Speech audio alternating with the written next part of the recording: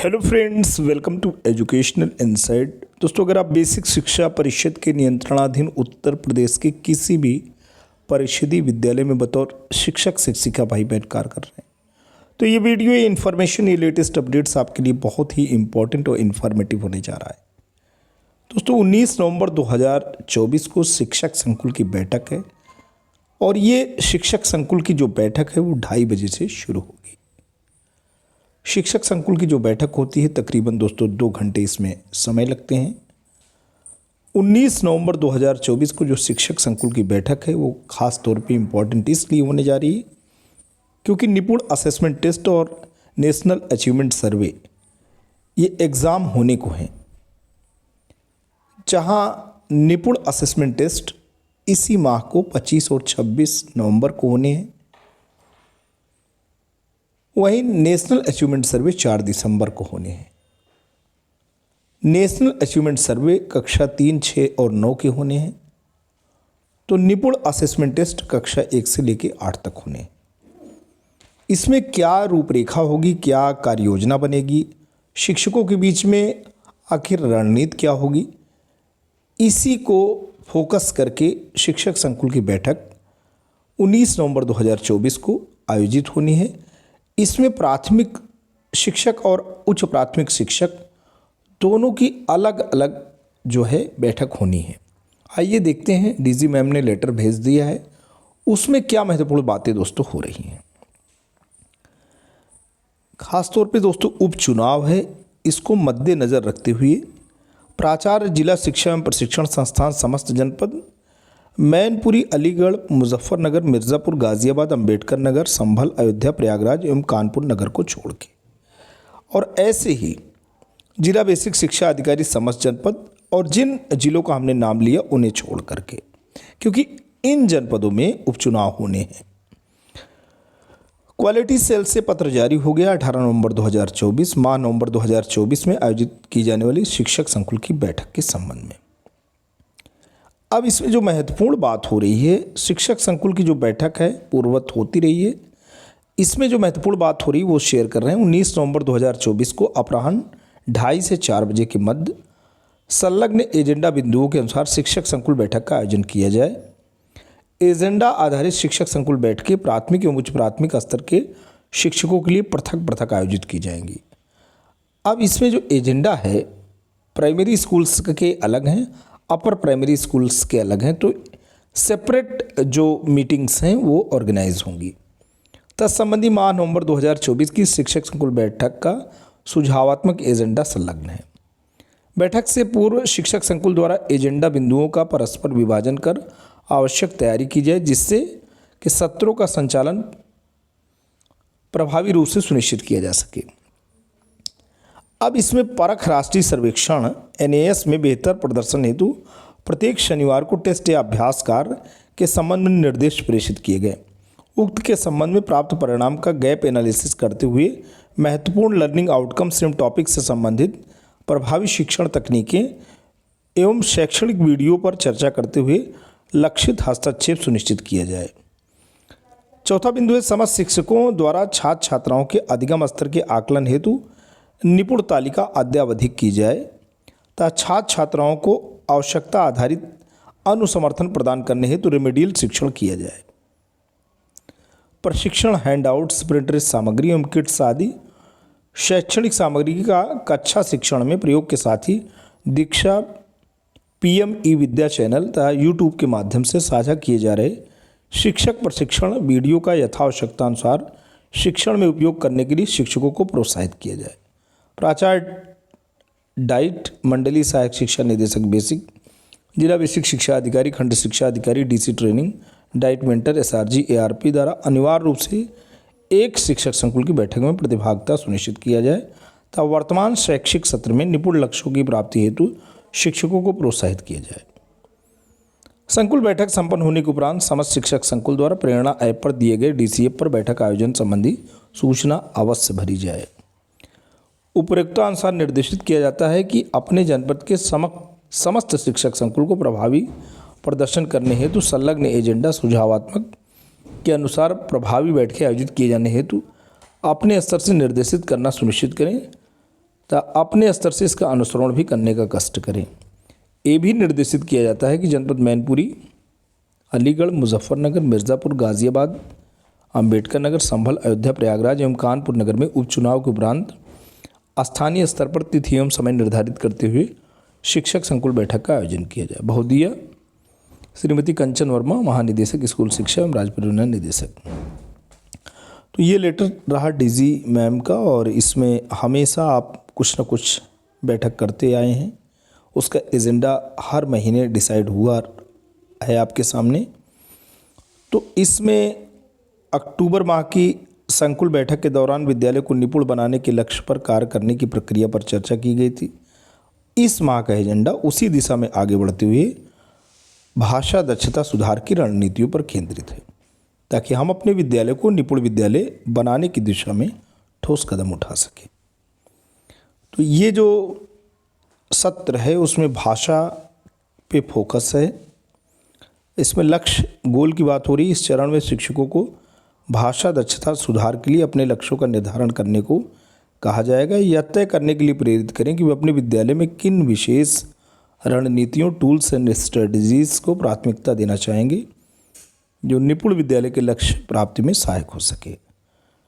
लक्ष्य निर्धारण, शिक्षकों को छोटे समूहों में विभाजित करें, उनसे चर्चा करने को कहें कि वे छात्र छात्राओं की भाषा दक्षता में सुधार के लिए किन प्रमुख लक्ष्यों पर काम करना चाहेंगे।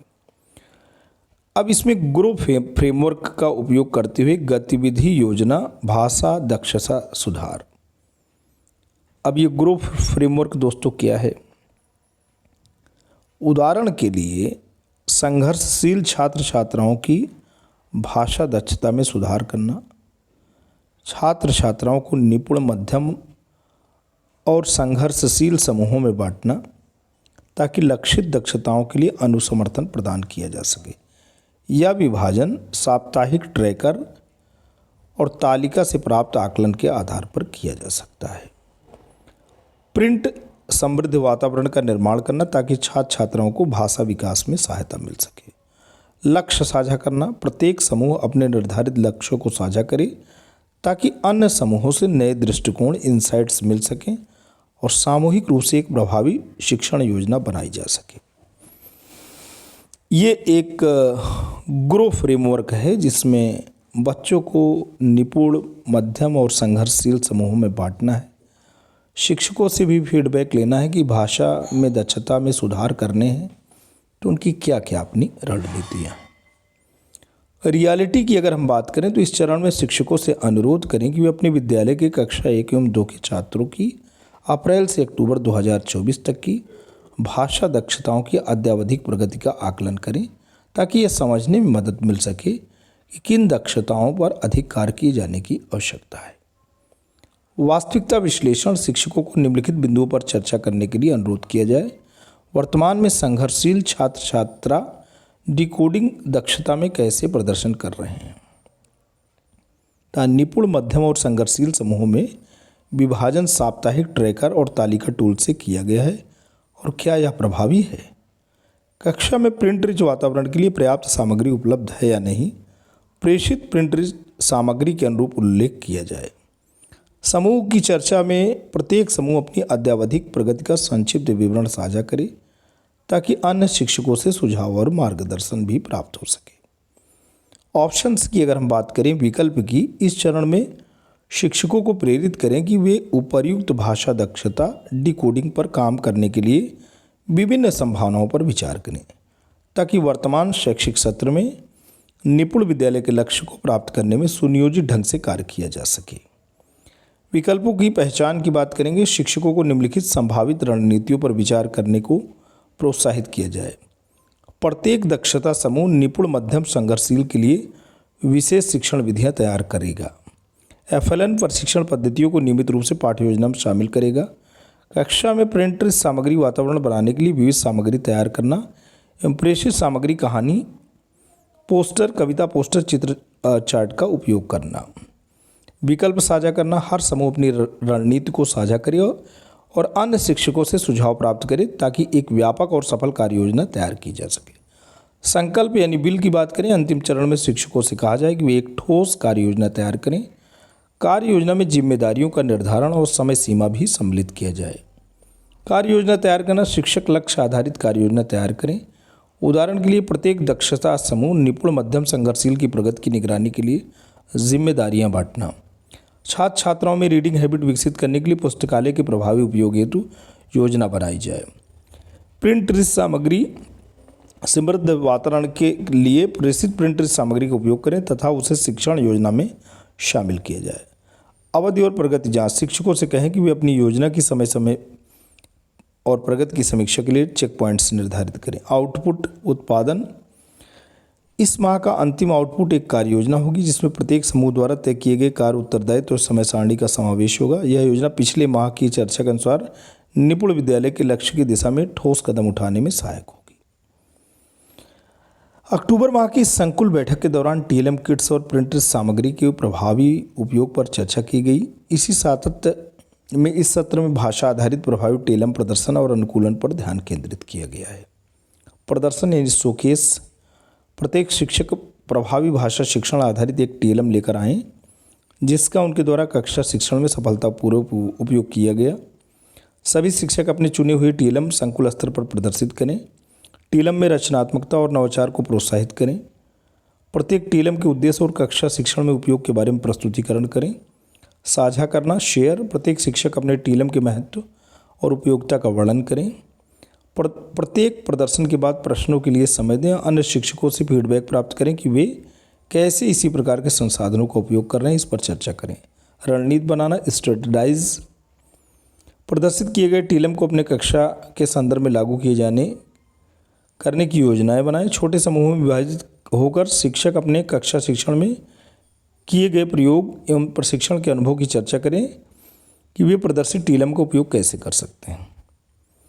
निपुण भारत मिशन के अंतर्गत निम्नलिखित प्राथमिकताओं पर चर्चा और रणनीति बनाएं। एनएएस 2024 और नेट में बेहतर प्रदर्शन हेतु प्रभावी रणनीति बनाएं। संकुल में सर्वाधिक छात्र उपस्थिति वाले विद्यालय के शिक्षकों तथा शिक्षण में नवाचार के लिए शिक्षकों की सराहना करें और सफल अनुभव साझा करें। उत्कृष्ट शैक्षिक प्रथाओं, नई तकनीकों को प्रयोग और छात्र केंद्रित दृष्टिकोण पर चर्चा करें। Eco clubs for mission life के गठन एवं आगामी माह की गतिविधियों की तैयारी पर चर्चा करें। महत्वपूर्ण बिंदुओं की पुनरावृत्ति। तो अब ये दोस्तों उच्च प्राथमिक विद्यालय का भी एजेंडा दिया गया है। ये एजेंडा थोड़ा अलग है। इसमें समूह विभाजन होना है। बैठक की शुरुआत में सभी शिक्षकों को 4 समूहों में बांटें जिसमें प्रत्येक समूह में 4 से 5 शिक्षक हों। प्रत्येक समूह को स्मार्ट क्लास, आईसीटी एवं डिजिटल उपकरणों के उपयोग के संबंध में राज्य परियोजना द्वारा जारी एसओपी वितरित किया जाए। स्मार्ट क्लास स्थापना से संबंधित बिंदु समूह 2 को, स्मार्ट क्लास सुरक्षा और रखरखाव संबंधित बिंदु समूह 3 को और आईसीटी लैब और टैबलेट के माध्यम से पठन पाठन संबंधित बिंदु और समूह 4 को अनुसरण और निगरानी संबंधित बिंदु पढ़ने और समझने के लिए दिया जाए। पढ़ाई और चर्चा समूह को इससे संबंधित बिंदुओं को ध्यानपूर्वक पढ़ने और समझने का समय दिया जाएगा। इसके बाद सभी समूह द्वारा आपस में चर्चा की जाएगी। चर्चा के दौरान समूहों को निम्नलिखित प्रश्नों पर विचार करना होगा। एसओपी का मुख्य उद्देश्य क्या है? यह कक्षा शिक्षण में कैसे प्रभावी सिद्ध हो सकता है? एसओपी को कैसे प्रभावी ढंग से लागू किया जा सकता है? हर समूह को 3 से 5 मिनट का समय दिया जाएगा जिसमें वे अपनी चर्चा के निष्कर्ष और समाधान प्रस्तुत करेंगे। प्रस्तुत में समूहों को एसओपी का सार, चुनौतियां और उसके समाधान पर ध्यान केंद्रित करना होगा। यह प्रस्तुति सभी शिक्षकों के लिए महत्वपूर्ण होगी ताकि वे एक दूसरे के दृष्टिकोण और सुझावों से सीख सकें। सामूहिक विचार विमर्श, समूहों द्वारा प्रस्तुतियों के उपरांत सभी शिक्षकों को आमंत्रित किया जाएगा ताकि वे अपने विचार और सुझाव साझा कर सकें। इस दौरान शिक्षकों से यह पूछा जाएगा कि एसओपी को कक्षा शिक्षण में लागू करने में मुख्य चुनौतियाँ क्या हैं तथा क्या सर्वश्रेष्ठ समाधान है। निष्कर्ष, अंत में गतिविधि का सारांश प्रस्तुत किया जाएगा और यह स्पष्ट किया जाएगा कि एसओपी का अनुपालन क्यों महत्वपूर्ण है। शिक्षकों को प्रेरित किया जाएगा कि वे एसओपी को प्रभावी ढंग से लागू करें तथा स्मार्ट क्लास और आईसीटी लैब का उपयोग कक्षा शिक्षण के लिए सुनिश्चित करें। इससे शिक्षा की गुणवत्ता में सुधार होगा तथा इंगेजिंग लर्निंग एनवायरनमेंट का सृजन होगा। अब यहाँ पर भी नैस और नेट प्रैक्टिस सत्रों का उद्देश्य परीक्षा की तैयारी में अपेक्षित सुधार करना और उनकी समस्याओं को हल करना, पिछले 3 सत्रों में पहचान की गई समस्याओं को साझा करना और तदनुसार सुधारात्मक उपायों पर विचार एवं अनुपालन सुनिश्चित करना।